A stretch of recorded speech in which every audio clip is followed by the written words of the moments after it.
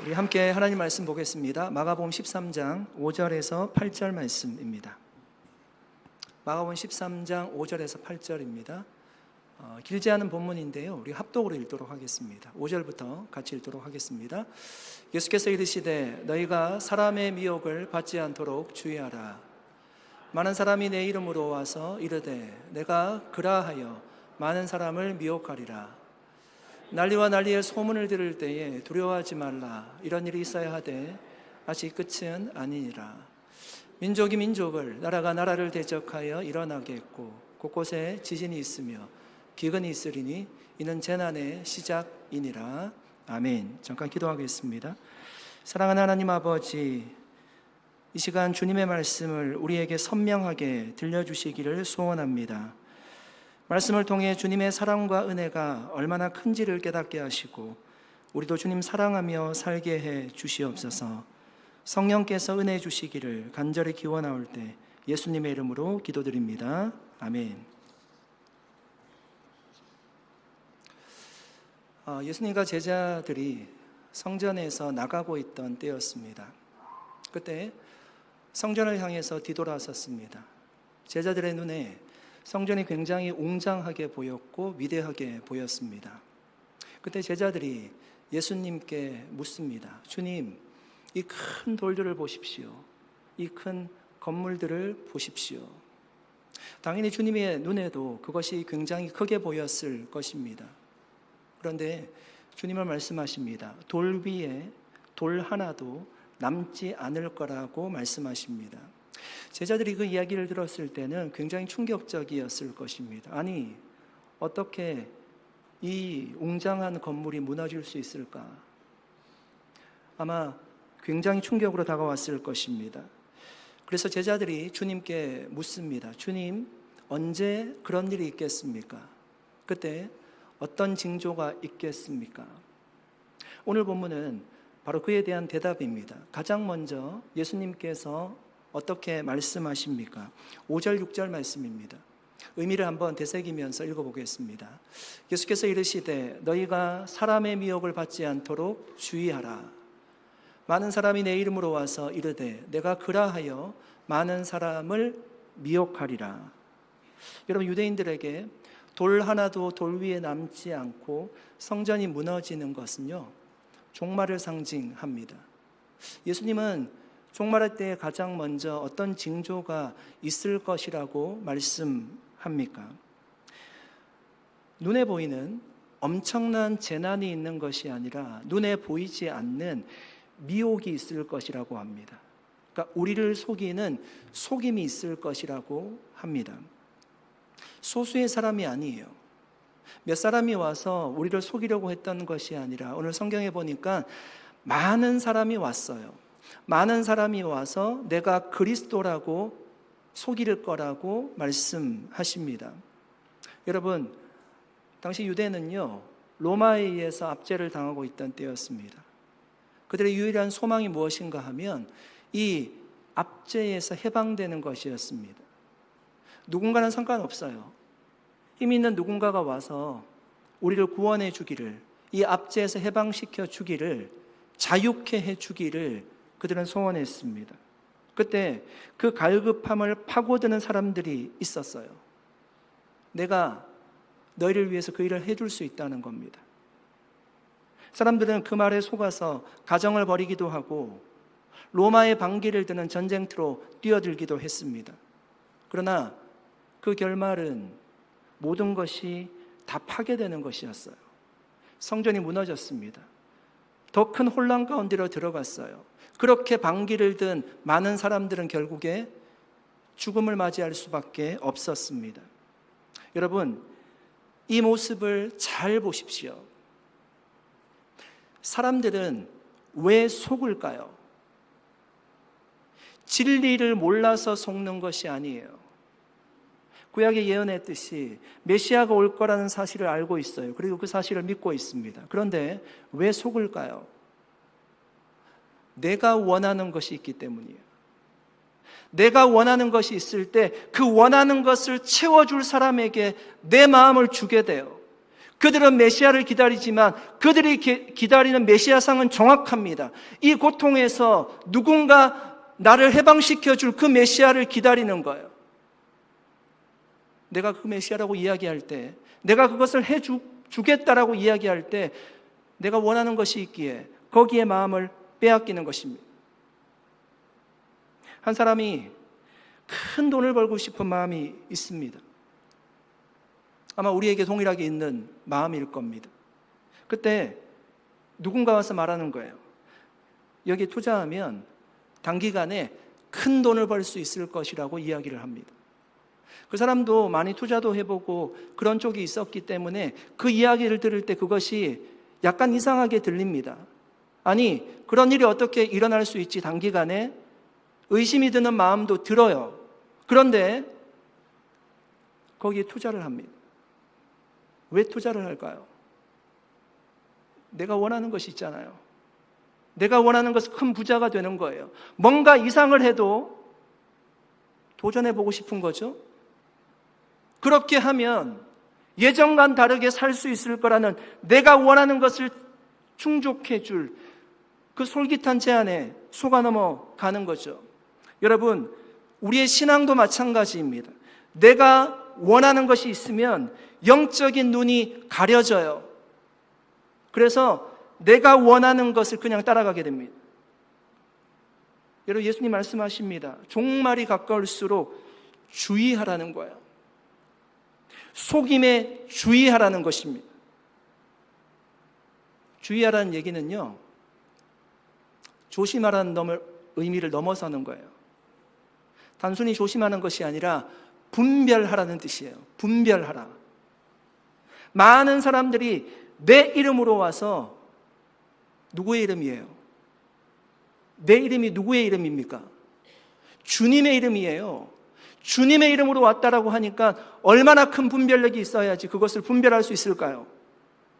여러분, 보이스피싱 전화를 받아보셨습니까? 좋은 데 사시나 봐요. 아무도 안 받아보셨나 봐요. 보이스피싱에 대한 이야기를 들으면 사람들이 그렇게 생각합니다. 나한테 그런 일이 일어나도요, 나는 당하지 않을 거라고 확신합니다. 여러분, 그렇게 생각하실 거예요. 그런데 보이스피싱이 없어지지 않아요. 더 커지고 있다고요. 저도 그렇게 생각했습니다.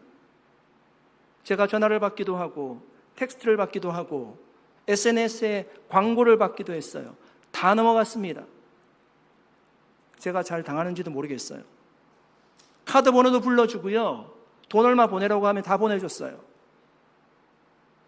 당하게 되어 있어요. 우리를 속이려고 달려들면요, 당하게 되어 있어요. 왜 속았을까요? 그들은 내가 무엇을 원하는지를 알고 있어요. 때로는 우리의 가장 약한 부분을 알고 있습니다. 내가 걱정하는 부분 제일 잘 아는 사람들이에요. 갑자기 전화 와서 회사에서 열심히 일을 하고 있는데 자녀가 사고당했다고 이야기를 하는 거죠. 부모님이 응급실에 있다라고 빨리 수술해야 된다라고 이야기를 하는 거예요. 판단력과 분별력을 잃어버리게 만들어요. 그러면 분별력을 잃어버리면 속게 되어 있어요. 여러분, 아마 주중에 여러분 많은 설교 영상도 들으실 거고 신앙적인 어떤 컨텐츠들을 여러분 소비하게 될 겁니다. 그렇게 사실 겁니다. 그렇게 신앙생활을 하는 것은 우리가 말씀 가운데 거하려고 노력하는 것이기에 좋은 것이라고 할 수 있습니다. 그런데 거기에도요, 가짜와 진짜가 섞여 있습니다. 여러분, 이단들이 유튜브 정말 많이 합니다. 그 이단들의 유튜브를 보면요, 가슴이 뛰어요. 굉장히 뜨거워요. 찬양도 뜨겁게 하고 목사님도 얼마나 퍼포먼스가 있는지 모르겠어요. 제가 오늘 그래서 목소리가 좀 약간 높아지는 것 같습니다. 원래 그렇게 설교 안 하는데 굉장히 화려합니다. 자신이 그리스도라고 얘기해요. 막 그렇게까지는 이야기하지 않아도 정말 이 땅에 이 땅을 구원할 사람들처럼 이야기를 합니다. 우리가 보는 성경을 읽고 성경을 해석해요. 자신이 마치 이 성경을 유일하게 이렇게 해석하는 사람인 양 가르쳐요. 그런 이야기를 들으면 우리는 어떻게 생각하는가 하면 내가 모르고 있구나. 이거를 제대로 알려주는구나. 그렇게 생각해요. 그런데 여러분, 굉장히 위험한 것입니다. 2000년 역사에 정말 훌륭한 신학자들과 목회자들이 대부분 성경을 다 해석해 놓았어요. 우리는 그것 터 위에 있는 거예요. 그것을 우리가 정리한 것을 보통 교리라고 하지 않습니까? 신앙 고백서라고 하지 않습니까? 그런데 뭔가 2000년 동안 한 번도 해석하지 않은 것들을 내가 발견한 것처럼 해석한다라면 그것은 내가 이상한 것이 아니라 그 사람이 이상한 것입니다. 미혹되지 말라는 거예요. 성경을 왜곡해서 가르치는 거죠. 여러분, 딥페이크라는 영상들을 여러분 보셨을 것입니다. 대통령이 유명인들과 나와서 막 춤을 추면서 파티를 하고요. 후덕한 몸을 가진 사람이 갑자기 조각 같은 몸을 가지고 나타나기도 합니다. 저 북쪽에 있는 지도자는 권위를 가장 중요하게 생각하는 사람 아닙니까? 그런데 그 지도자가 기타를 메고 아이돌과 같이 춤을 추면서 찬양이 아니다, 노래하는 그런 모습도 보입니다. 화면 속 인물은요, 내가 너무나 잘 아는 유명인들이에요. 목소리도 똑같습니다. 그런데 실제로는 인공지능이 만든 가짜 영상이잖아요. 정말 종교에서 구분하기가 너무나 어렵습니다. 얼마나 그런 영상이 사회적으로 큰 혼란을 주고 있는지 모릅니다. 여러분, 아무리 좋은 설교 영상이고 영적인 기적의 현장을 보여주는 은혜의 영상일지라도 여러분, 심지어 우리가 읽는 성경을 그대로 읽고 그 성경을 해석하더라도 그 안에 흐르는 영적인 중심이 예수 그리스도를 향하고 있는지를 분별해야 된다는 거예요. 껍데기가 비슷하다고 해서 다 진리가 아닙니다. 여러분, 독버섯은 의외로 화려하지 않다고 합니다. 우리가 먹는 평범한 버섯과 아주 비슷하다고 합니다. 그래서 전문가조차 혀끝에 그 버섯을 잘라서 대보거나 아니면 그 단면을 보고 알 수 있다고 합니다. 그런데 그 독버섯이 비슷하게 생겼다고 그냥 우리가 먹어버린다면 어떤 일이 일어날까요? 생명에 큰 타격을 주게 될 겁니다. 사랑하는 여러분, 우리를 미혹하려고 하는 사람들은요, 처음부터 나는 가짜라고 말하며 다가오지 않아요. 양의 탈을 쓰고 다가옵니다. 좋은 것을 줄 것처럼 다가옵니다. 심지어 그리스도라고 다가옵니다. 그래서 종말이 갈수록 우리에게 더욱더 필요한 것이 분별력입니다. 그렇다면 여러분, 우리는 어떻게 하면 좋은 영적인 분별력을 가질 수 있을까요? 여러분, 유망한 기업을 잘 분별하는 사람은 누구일까요? 기업이 스타트업부터 기업이 커가는 것을 많은 케이스들을 본 사람일 거예요.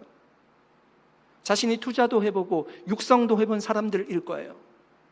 그런 사람들이 잘 그래도 판단을 하겠죠. 좋은 축구 인재를 알아보는 사람들은 누구일까요? 축구와 무관한 사람들이 아니에요. 축구 선수로 뛰어보고 축구 선수로 훈련을 시키고 그 현장에서 오래 있던 사람들이 딱 보면 인재다라는 것을 알 수 있을 것입니다. 그렇다면 좋은 영적인 분별력은 어떻게 우리가 가질 수 있을까요?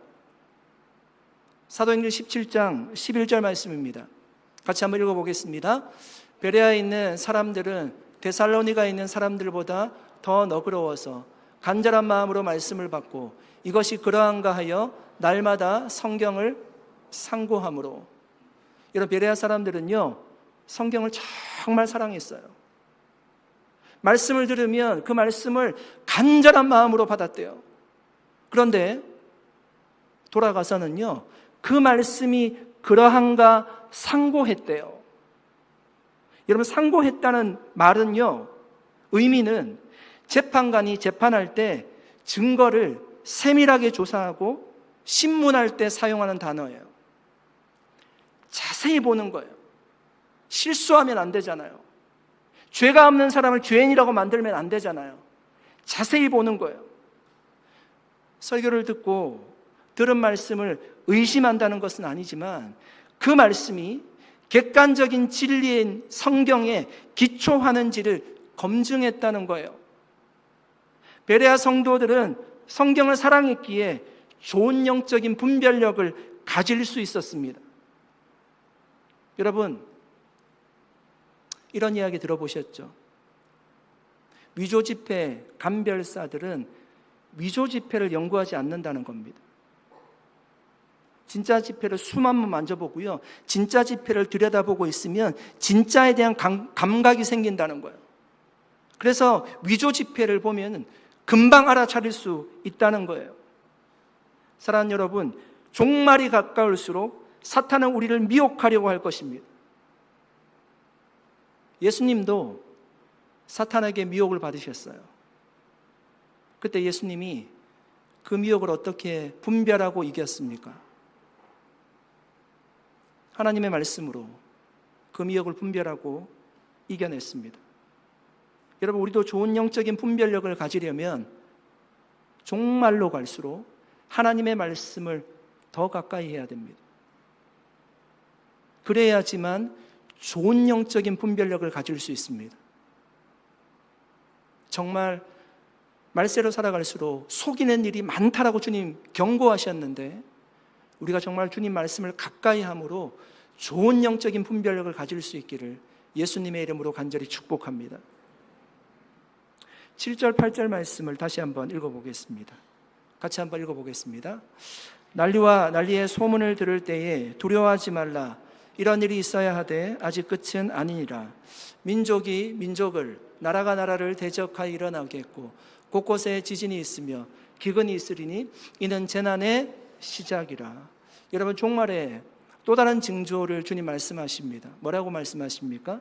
민족이 민족을 대하여 일어난다라고요. 서로 싸우는 거죠. 그리고 나라와 나라가 싸운대요. 전쟁한다는 의미입니다.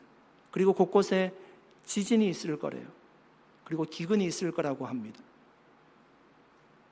여러분, 이런 징조들이 지금 일어나고 있습니까? 뉴스 안 보세요? 일어나고 있습니까? 일어나고 있죠. 러시아 우크라이나 전쟁이 5년째 접어들었습니다. 팔레스타인 지역에는 전쟁이 늘 끊이지 않아요.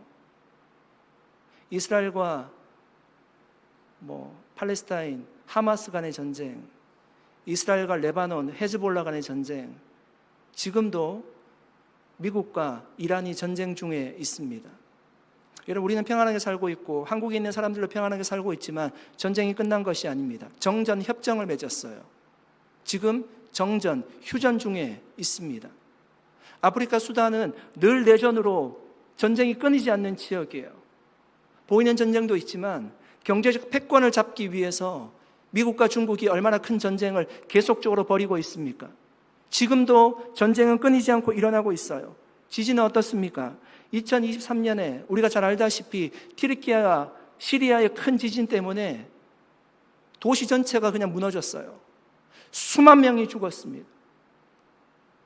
2011년도에는 후쿠시마에 쓰나미가 몰려왔죠. 바다에 난 지진입니다. 그 지진 때문에 이 핵이 누출되지 않았습니까? 원자력 발전소가 침수되어서 핵이 누출되어서 국제적인 문제였지 않습니까? 우리가 살고 있는 캘리포니아에도 가장 불안한 것이 지진입니다. 큰 지진, 작은 지진 지금도 일어나고 있습니다. 기근은 어떻습니까? 여러분, 우리는 너무나 풍요로운 곳에 살고 있기 때문에 기근에 대해서요 그렇게 인식하지 못하고 살아갑니다. 패스트푸드, 여러분, 햄버거 하나 먹으러 가도 케첩 달라고 하면 막 이렇게 주지 않습니까? 커피 한 잔 먹어도 뭐 설탕 달라고 해도 뭐 이렇게 주잖아요. 우리는 잘 몰라요. 오히려 살 때문에 고민하죠. 미국에 10명 중 4명이 비만이라고 합니다. 한국에는 10명 중 3명이 비만이라고 해요. 살을 어떻게 뺄까를 걱정합니다. 그런데 우리 눈에 보이지 않지만 지구 반대편에서는요, 그 기근 때문에 수백만 명이 죽어가고 있어요. 우리가 잘 알고 있는 북한 땅에도 겨울만 되면 그 기근 때문에 사람들이 죽어나가고 있습니다. 그런데 여러분, 이런 일이 오늘날만 있는 일일까요? 사실 당시 로마 시대에도 있었던 일이에요. 로마가 굉장히 큰 나라이죠. 로마 안에도 다민족이 살았어요. 민족과 민족이 싸우는 일들 있었습니다. 나라가 전쟁을 통해서 땅을 빼앗았어요. 그때도 있던 일이었어요. 곳곳에 지진 많이 일어났습니다. 우리가 잘 알고 있는 로마 시대 때 큰 지진이 있어요. 폼페이 지진이라고 하죠. AD 79년경에 있었습니다. 도시가 화산재로 덮였습니다. 기근은 어떻습니까? 성경의 기록에 따르면 사도행전 11장에 보시면 글라우디오 황제 때 큰 기근이 있었다라고 로마 시대 때 이야기를 하고 있습니다. 그러니까 여러분, 이런 일들은 예수님 당시에도 있었고 지금까지 인류 역사상 계속 반복되는 일입니다. 지금만 있었던 일은 아니에요. 한 번도 오히려 없었던 적은 없습니다. 우리가 모를 뿐입니다. 그렇다면 지금 예수님이 말씀하시려는 핵심은 무엇일까요? 오늘 본문에 뭐라고 말씀하는가 하면 두려워하지 말라고 말씀합니다. 이런 일이 있어도 두려워하지 말래요. 이런 일이 있어도 놀라지 말라고 합니다. 같은 상황을 만나도 사람마다 반응이 달라요. 큰 일을 당했을 때요, 어떤 사람은 그냥 무너져 내려요. 그런데 어떤 사람은 그 일을 태연하게 대처합니다. 오히려 그 일을 통해서요, 더 단단해져요. 왜 다를까요? 상황이 같을지라도 그 상황을 바라보는 마음의 기준이 다르기 때문입니다. 두 사람이 같은 배를 타고 바다를 건너고 있습니다. 갑자기 큰 폭풍이 그 배를 덮쳤어요. 한 사람은 이렇게 말합니다. 이제 우리는 끝났어. 이제 우리는 죽을 거야. 여기가 우리의 무덤이 될 거야. 또 다른 한 사람은 얘기합니다. 우리에게 경력 많은 선장이 있어. 그 선장이 이 폭풍을 뚫고 배를 항해해 나갈 거야. 폭풍을 맞은 것은 똑같습니다. 그러나 마음은 전혀 다릅니다. 우리가 성경을 통해서도 확인할 수 있죠. 예수님과 제자들이 갈릴리 바다를 건너고 있던 때였습니다. 배에 물이 차고 폭풍이 몰아닥쳤습니다. 제자들은 다 죽는다라고 소리쳤습니다. 그래서 자고 있던 예수님을 깨웠습니다. 주님, 우리가 죽게 된 것을 돌보지 않습니까? 예수님이 급하게 일어나서 본문을 보면 두려워하거나 무서워했다는 얘기가 없어요. 오히려 폭풍과 바다를 향해서 말씀하십니다. 잠잠하라, 고요하라. 그리고 폭풍이 잠잠해졌습니다. 여러분, 이 장면에서 주님이 바꿔주신 것은 무엇일까요? 제자들의 마음을 바꿔주신 거예요. 두려워하고 있는 그 마음이 사라지고요, 평안이 찾아왔습니다. 예수님이 이렇게 말씀하시죠. 너희가 어찌하여 이렇게 무서워하느냐? 너희가 어찌 믿음이 없느냐? 사랑하는 여러분, 주님은 지금도 저와 여러분에게 동일한 질문을 하십니다. 여러분, 요즘 뉴스 보기가 두렵지 않습니까? 전쟁 이야기, 경제 위기, 자연재해, 예측하기 힘든 미래, 난리와 소문이 끊이지 않습니다. 그 난리와 소문에 우리의 마음을 빼앗긴다면 우리는 금방 불안해질 거예요. 금방 두려워질 것입니다. 미래가 암울하게 보일 것입니다. 그때 주님이 우리에게 물으시는 겁니다. 너희가 어찌하여 이렇게 무서워하느냐? 어찌 믿음이 없느냐? 그런데 여러분, 주님이 이런 사실을 우리에게 미리 알려주시는 이유는 이런 일을 만나도요, 놀라지 말라는 거예요. 무서워하지 말라는 거예요. 그림 공모전이 있었습니다. 주제는 평화였습니다. 많은 화가가 평화로운 일상을 그렸습니다. 잔잔한 호수에 비치는 따사로운 햇살을 그린 화가도 있었습니다. 하지만 1등을 차지한 그림은 아니었습니다.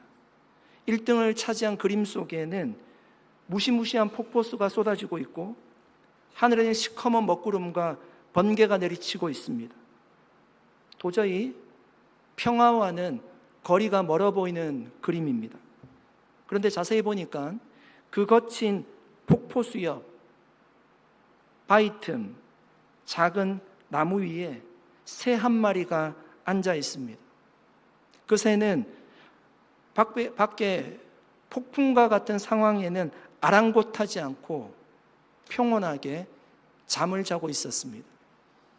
사랑하는 여러분, 진정한 평화는 폭풍이 없는 상태가 아닙니다. 저와 여러분의 인생 가운데 폭풍이 없던 때가 있었습니까? 전쟁, 기근, 지진 늘 있는 일입니다. 왜냐하면 그것은 아마 주님 오실 때까지 있을 것입니다.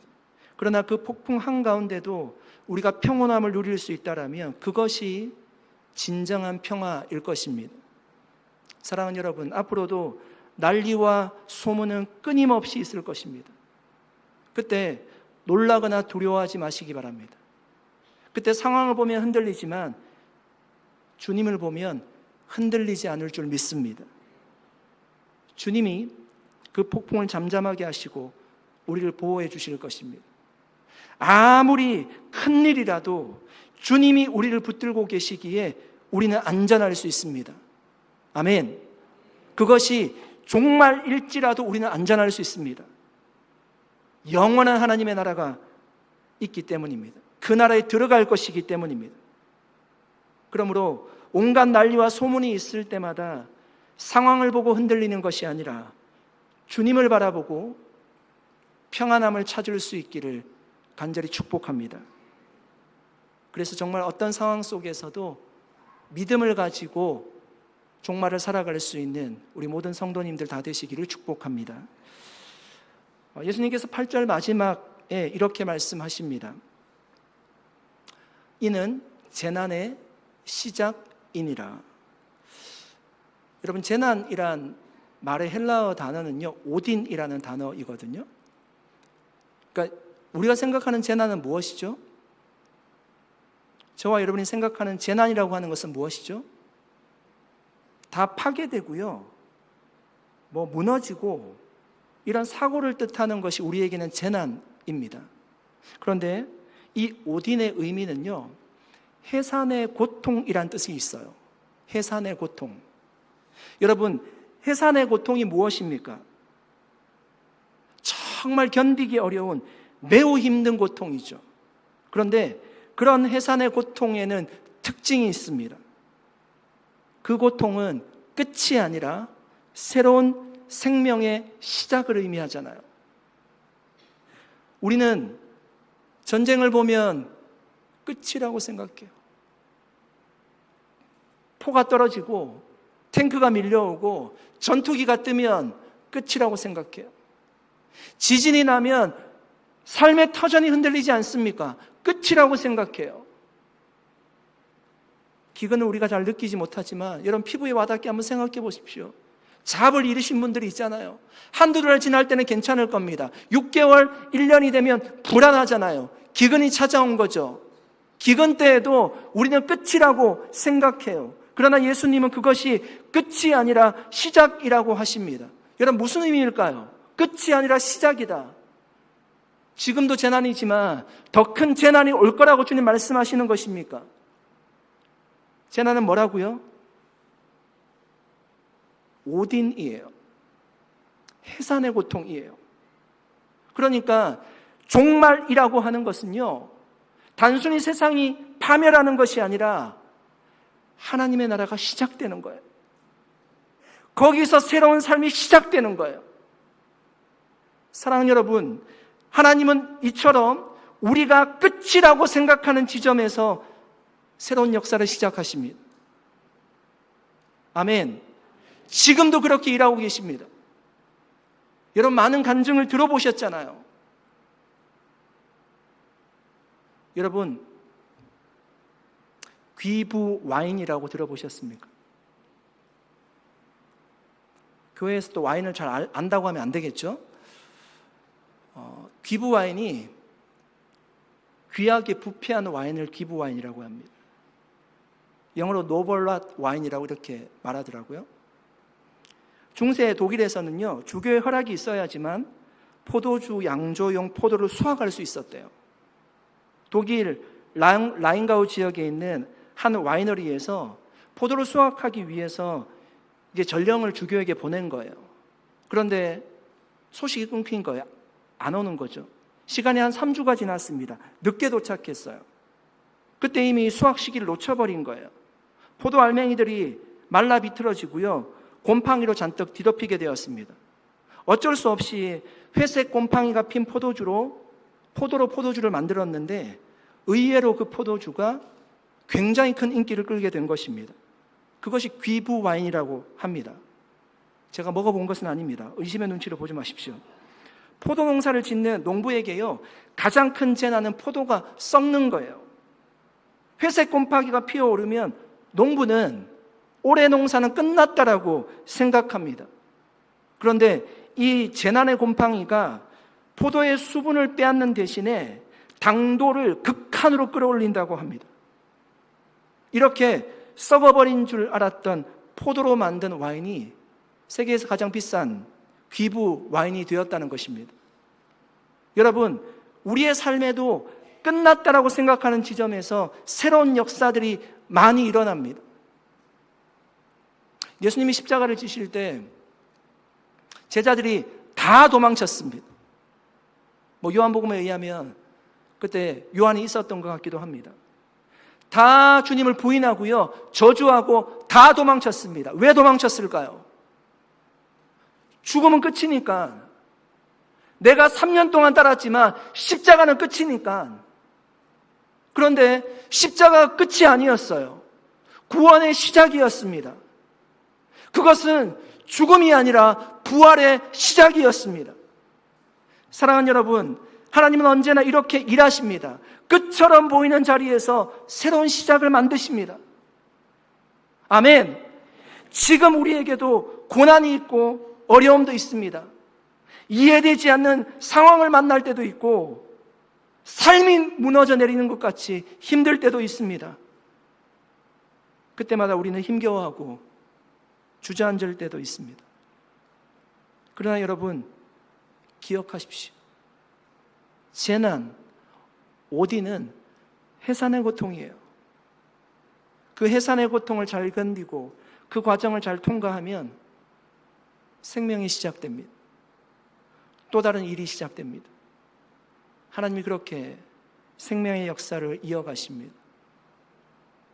사랑하는 여러분, 재난, 오딘을 만날 때 우리는 결정해야 돼요.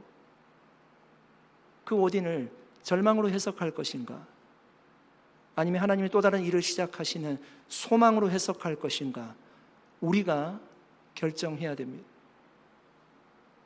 일본에 긴츠키라는 도자기 수리 기법이 있습니다. 보통은 도자기가 바닥에 떨어지면 다 깨지기 때문에 그 도자기를 사용할 수 없어요. 그냥 버리는 거예요. 그런데 이 긴츠키 공예는요, 그 깨진 도자기를 다 맞추는 거예요. 그리고 오칠을 하고요, 그 깨진 도자기 사이에 금이나 은이나 백금을 채워 넣어서 이렇게 만들어냅니다. 새로운 예술품으로 재탄생시키는 거예요. 그렇게 다시 태어난 그릇은 깨지기 전보다 훨씬 더 아름답고 고귀한 가치를 지닌 예술품이 되는 것입니다. 여러분, 저기 보이는 금선들이요, 사실은 상처의 흔적이에요. 상처의 선들이 세상에 하나밖에 없는 작품이 되었습니다. 사랑하는 여러분, 세상은 재난으로 깨어진 저와 여러분의 인생을 보고요, 실패작이라고 말할지도 모릅니다. 하지만 여러분, 하나님은 그 틈을 예수의 보혈로 채우셨습니다. 그리고 이전보다 더 가치 있고 아름다운 인생을 살게 하십니다. 그것이 주님이 주시는 구원의 선물입니다. 우리의 상처는 부끄러운 흉터가 아닙니다. 바울이 자신의 몸에 난 흔적을요, 자랑스러워했습니다. 내 몸에 난 예수님께서 주시는 그 흉터는 또 다른 어떤 사람들에게는요, 굉장히 큰 위로가 될 수 있습니다. 제가 다치고 팔을 아무한테도 보여주지 않았습니다. 지금도 여러분, 제 완전히 오픈된 팔을 본 사람은 아무도 없을 것입니다. 예전엔 반팔도 입지 않았습니다. 사람들이 나를 향하는 시선이 싫었기 때문입니다. 근데 지금은 부끄러워하지 않습니다. 이 팔을 통해서 제가 이렇게 서 있습니다. 예수님이 우리에게 주신 흔적은 부끄러운 흔적이 아닙니다. 사랑하는 여러분, 종말할 때 난리와 소문을 들을 때 두려워하지 마시기 바랍니다. 그것은 끝이 아니라 새로운 시작을 알리는 사인입니다. 새로운 삶을 살아가게 하실 것입니다. 그러므로 어떤 난리와 소문을 듣더라도 우리에게 새롭게 펼쳐질 하나님 나라를 바라보며 소망 가운데 살아가는 저와 여러분 될 수 있기를 예수님의 이름으로 간절히 축원드립니다. 기도하겠습니다. 살아계신 하나님, 감사합니다. 오늘 하나님의 말씀을 함께 나누었습니다. 주님, 마지막 때에 난리와 소문이 있을 텐데 그때도 주님이 두려워하지 말라고 말씀하셨습니다. 새로운 시작을 알리는 사인이라고 주님 말씀하셨습니다. 그때도 주님 바라볼 수 있도록 도와주시고 절망 가운데 머무는 것이 아니라 소망 가운데 주님과 함께 걸어가는 우리 모두가 되게 해 주시옵소서. 감사드리옵고 예수님의 이름으로 기도드립니다. 아멘. 우리 자리에 지나셔서